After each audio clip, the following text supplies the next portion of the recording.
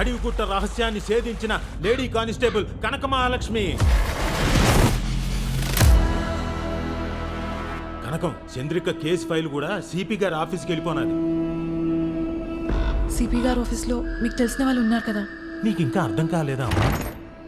చంద్రిక ఇక లేదని, ఇక రాదని మన డిపార్ట్మెంట్తో పాటు ఊరంతా నమ్ముతున్నారు.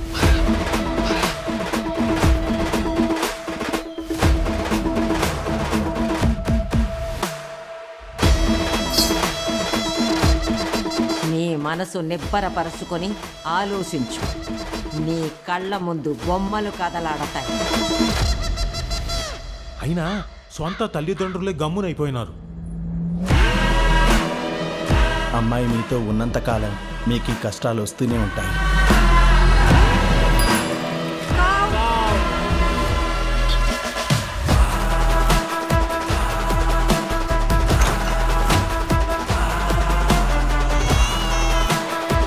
మా డ్రైవర్ సతీష్ని కలవాలి.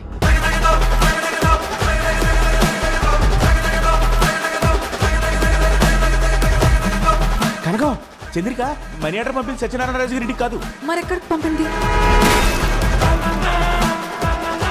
అయినా అమ్మాయి తలరాత అలా ఉందేమో. దానికి మనం ఏంటి చేయగలం చెప్పమ్మా? ఇదంతా నా వల్లే జరిగింది.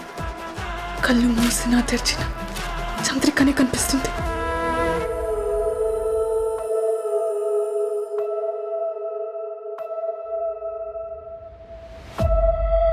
సార్, చంద్రిక బతికే ఉంది.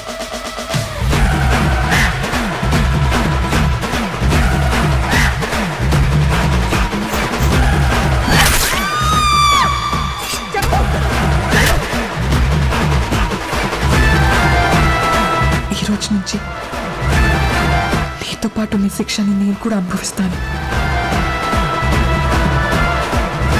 ఎవరు?